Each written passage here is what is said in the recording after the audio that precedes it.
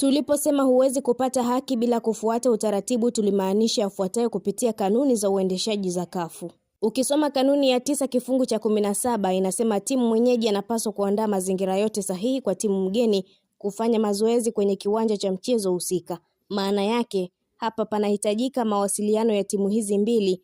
Makolo alifanya hivyo. Lakini kanuni ikaongeza kuwa ofisa wa kafu anaweza kusitisha mazoezi hayo endapo atabaini kuna dosari kwenye uwanja husika. Maana yake hapa kuna mawasiliano ya timu zote mbili na ofisa wa kafu kwa ajili ya ukaguzi wa uwanja.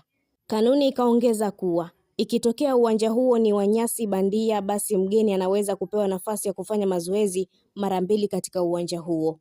Kanuni ya 17 inasema muda na siku ya mazoezi katika uwanja huo utapangwa na maofisa wa kafu. Kwa mantiki hiyo, hujiendei tu uwanjani, ni lazima pande zote zipewe maelekezo na ofisa wa kafu.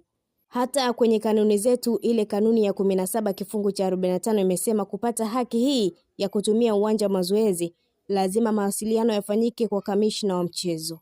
Jambo muhimu la kuzingatia kwenye kanuni za kafu ni ulinzi na usalama. Kwa mujibu wa kanuni ndogo ya 17 kifungu cha 9 inasema timu mwenyeji atahakikisha ulinzi kwa timu mgeni muda wowote nje na ndani ya uwanja. Kwa kifupi, security officer wa mchezo anapaswa kupewa taarifa timu mgeni anapohitaji kwenda uwanjani kwa ajili ya mazoezi. Je, ikibainika sasa kuna ukiukwaji wa maagizo haya, nini kinafanyika? Kanuni ya 17 kifungu cha 11 inasema gharama zote ambazo timu mgeni ameingia kwa kutafuta labda kiwanja kingine cha mazoezi zitalipwa na shirikisho litapiga faini inayoendana na kazi ambayo mgeni amekumbana nayo.